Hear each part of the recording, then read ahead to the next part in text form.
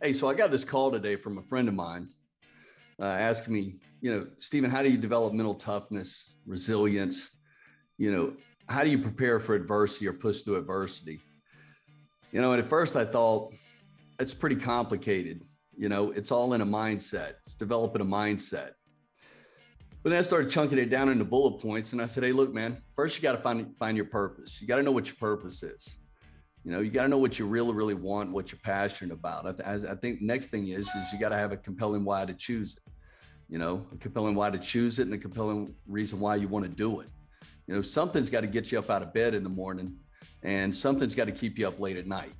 And I think this all starts with building a solid foundation and some principles that you can revolve around. And that foundation being a foundation made of concrete or a foundation made of steel, that you can build a skyscraper on versus the type of foundation that would be built on sand that could be blown over by anything. So I think your convictions have to be strong, and you have to have develop the right traits and the right principles to do that. And I think one of those, is you got to get comfortable with change. A lot of people aren't comfortable with change. A lot of people hate change. In saying that, you have to get comfortable with being uncomfortable. Change is inevitable. It's guaranteed. Change is going to come. Adversity is going to come, and you just have to face it.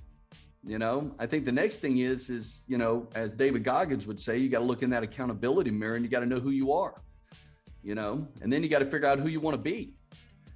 If you can build self-confidence and self-awareness and feel good in your own skin and know what you're about, and have a compelling reason why to do it, then you're going to be a lot farther along, and then you got to stop living in the past.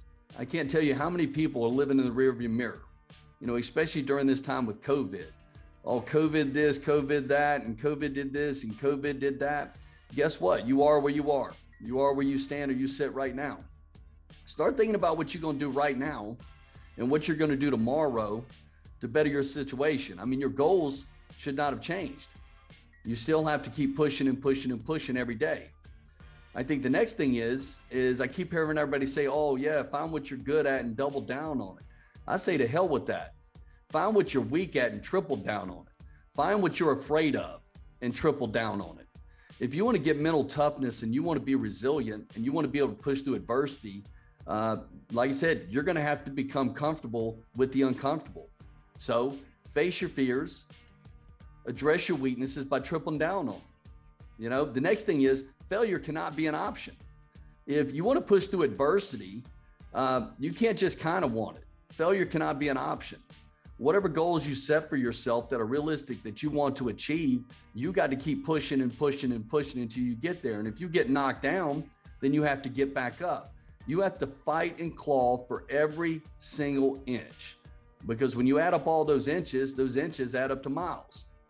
Next thing you need to do is stop comparing yourself to other people. We tend to look around everywhere and we see who's doing well and who's not doing well, and so-and-so's doing well. So we become a hater on them instead of embracing them and trying to figure out what it is that they're doing right. But here's the one fact.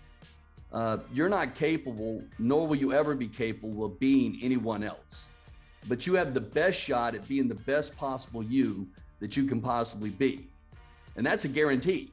It's a guarantee that if you develop yourself every single day, that you will keep becoming a better version of you every single day, day in and day out. That's a guarantee. The next thing is you got to stop caring what people say about you or what they think about you. What should matter is what you think about you. What is your self-worth? When you look in the mirror and you see your insecurities, okay, and then you walk away from the mirror and you start addressing who it is that you want to be, what do you think of you? And if you don't think highly of yourself, or you see weakness in yourself, like I said before, then you need to address that, face it, and triple down on it. The next thing is focus on what you can control. I see all these people out there running around trying to figure out all of these variables that they have nothing to do with, bitching and complaining about their company's policies, or I would have done this except for COVID, and I can't get this done because of that, or who's president. Those are all factors which are out of your control, but what you do control is your output. And I talk about this a lot, your output. If you're not where you want to be in life, it's because you're not putting forth the effort. Focus on the things you can control, and that's where you fire for effect. That's where you put the work in. I always say that my biggest strength is the fact that I cannot be outworked. Find something that you do control and put some action behind it and drive it forward. As I said before, you have to face your fears. If you're afraid of something and that's a self-imposed limitation, then you're going to have to overcome that. The next thing is find inspiration daily. I mean, look at the wall behind me. There is inspiration all around you. Everything that you see on that board behind me is something which has inspired me at some point in my life. And there's some books on there that go back about 20 years. I find inspiration in a lot of different places. I think that Hickson Gracie's story is a phenomenal story. Carrying the Gracie family name and how he just worked hard and grinded every day. I find David Goggins' story immensely inspiring, and how he went from his situation just in controlling his mindset. Everybody sees Goggins as this physical beast, the baddest man on the planet. I see him as one of the most mentally strong people that have ever walked the planet. I look at people like Eric Thomas, who went from being homeless to spending 12 years grinding on a 4-year degree and never quit and got it, then went on to get his master's degree and his PhD, and now he's one of the top motivational speakers in the world. I look at Stephen Covey, who wrote the 7 Habits of Highly Effective People, and those are still habits that I exercise every single day.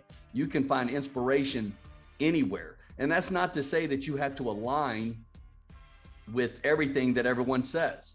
And I'm going to give you an example. Hickson Gracie is one of the greatest jiu-jitsu practitioners of all time. I do not do jiu-jitsu, but that doesn't mean that I can't take away the positives in his mindset and the way that he approaches his day every day.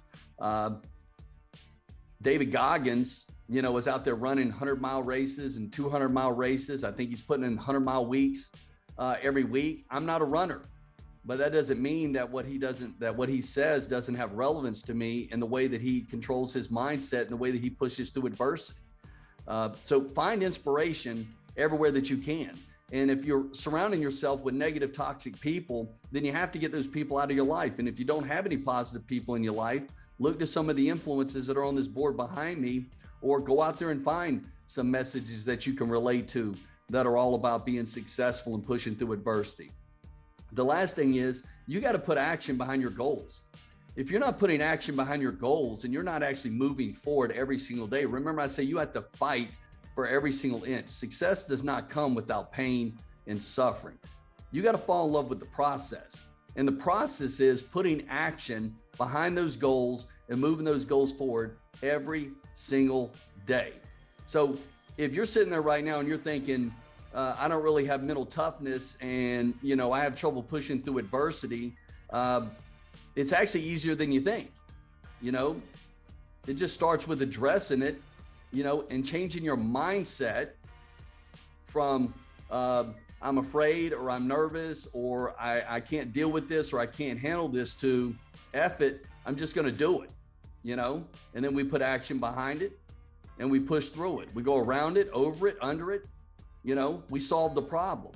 Too many people focus on the problem itself and do not even look at the solution. When you get to a point to where you start problem solving as soon as a problem comes, right? And that's based on just getting a general understanding of the problem or what it is that you're facing, what adversity is in front of you, and you immediately begin problem solving and you start putting action behind that and you start pushing through it, you'll find that you get through it pretty quickly. So if you're out there and you're looking to build mental toughness, there's a lot of resources out there. You can read about this on the internet all day, and there's a lot of really good information and a lot of really good books, but you don't really have to buy the books. You can just check out the podcast, or you can find this stuff on YouTube. There are tons of people out there with many different methods to get what we call grit. At least that's what we call it in the military. We call it grit. Improvise, overcome, and adapt. Push through things. It's out there for you. But anyway, I appreciate it. Peace out. Have a great day.